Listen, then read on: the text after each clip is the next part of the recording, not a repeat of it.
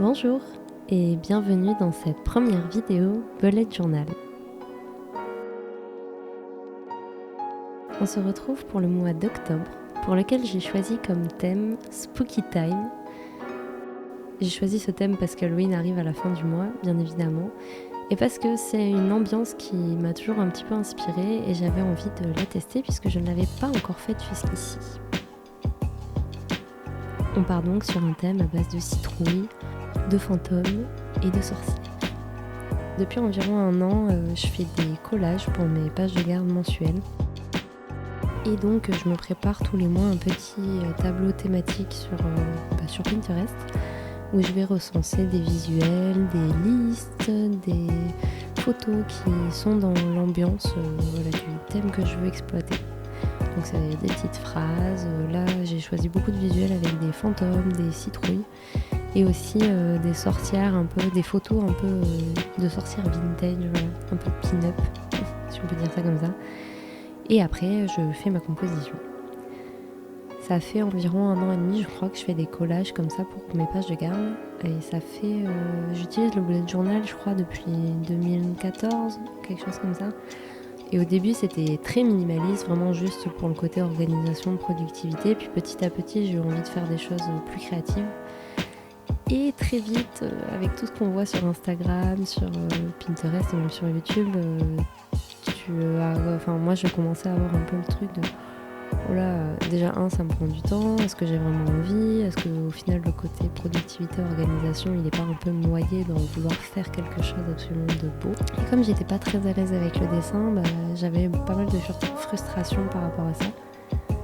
Et un jour je suis tombée, je crois, oui c'est ça, c'était une vidéo d'Élise Francis, si vous connaissez pas sa chaîne YouTube, je vous invite à aller la regarder, elle est très bien.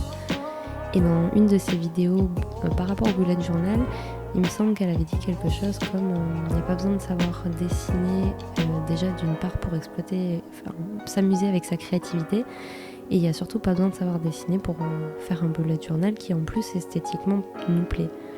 Et elle avait fait du collage et je me dis ouais tiens, je n'ai jamais essayé ce médium là, on va tenter. Et je me suis beaucoup amusée parce que très rapidement, visuellement, j'étais satisfaite et je me sentais pas en difficulté. Enfin, je me laissais pleinement porter par l'inspiration et la créativité, c'était très chouette. Donc j'ai continué de faire ça tout en essayant d'avoir un rapport au dessin un peu moins il faut absolument bien faire il faut que ce soit beau.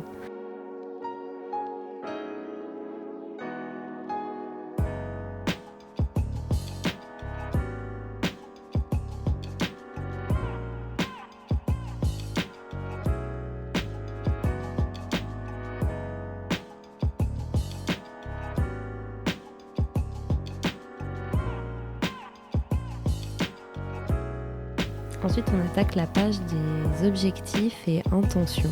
C'est une double page que j'ai fait pendant longtemps, puis que j'ai arrêté et repris. Parce que j'aimais pas le principe, au bout d'un moment, j'aimais pas le principe de se fixer des objectifs. Parce que, en fait, je rentrais dans un mauvais truc. Je me mettais la pression beaucoup. En fait, mon cahier était devenu un truc qui me mettait la pression. Et c'était pas le but, c'est pas cool, donc j'ai arrêté de le faire. Et maintenant j'essaie d'aborder cet exercice-là, de se poser au début du mois et de poser des intentions, de poser des objectifs. Je le fais plus pour garder une ligne directive, c'est-à-dire essayer chaque mois d'aller un peu plus dans le sens des projets que je veux réaliser, des choses que je veux accomplir dans la vie, mais sans se mettre la pression en fait. Déjà arrêter de se poser 1000 objectifs par mois et surtout des objectifs inatteignables. Et ça m'a pas mal réconcilié avec le processus et maintenant chaque mois je trouve ça assez bien de me remettre dans les rails avec cet exercice-là.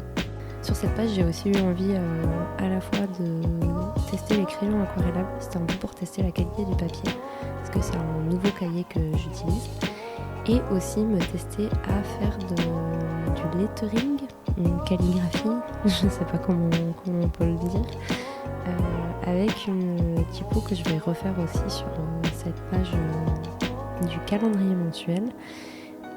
Et en fait une typo un peu années 70, je dis peut-être une grosse bêtise parce que je suis pas une spécialiste en typographie, mais voilà, un peu en relief, un peu très courbée, un peu ronde.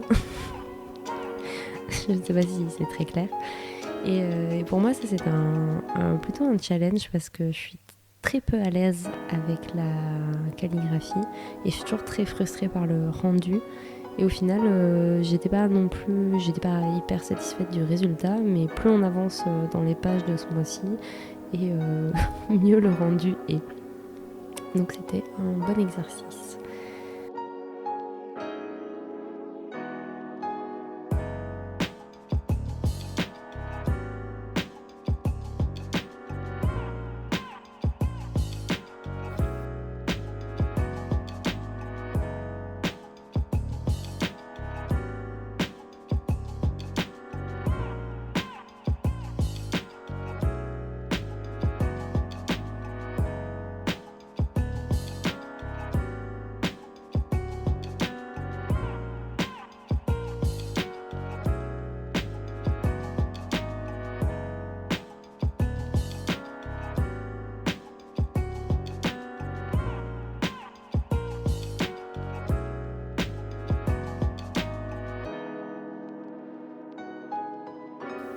Ensuite, on passe à la page, donc à gauche, le brain dump, le vide cerveau, si on peut dire ça comme ça, et à droite, la page des kiffs du mois.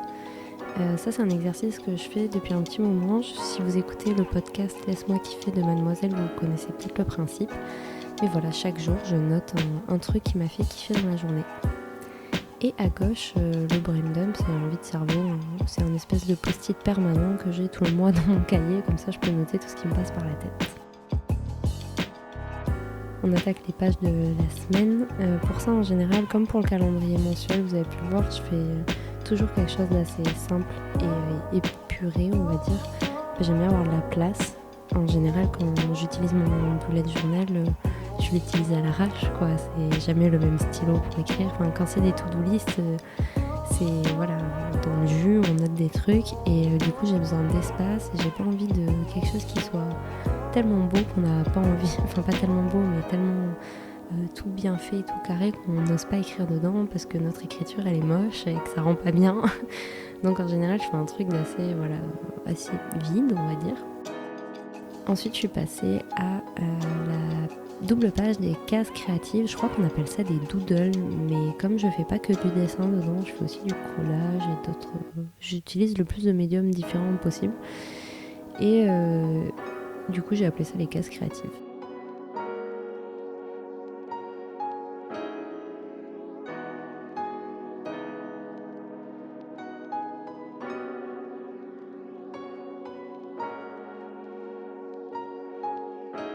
Ensuite, il y a une double page qui est dédiée à tous les contenus que je crée chaque mois. Donc il y a une zone, une demi-page qui est dédiée au blog, une demi-page à la chaîne YouTube et une autre aux réseaux sociaux. Et je me mets toujours un petit calendrier mensuel pour garder un coup d'œil rapide dessus facilement. Et puis je me suis réessayée une dernière fois à la calligraphie et j'étais assez contente du résultat.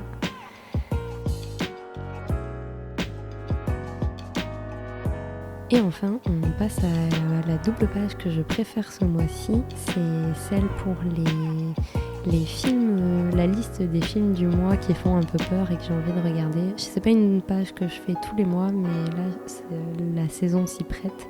Et donc de lister tous les films un peu effrayants, parce que je suis une flippette, que je vais regarder ce mois-ci.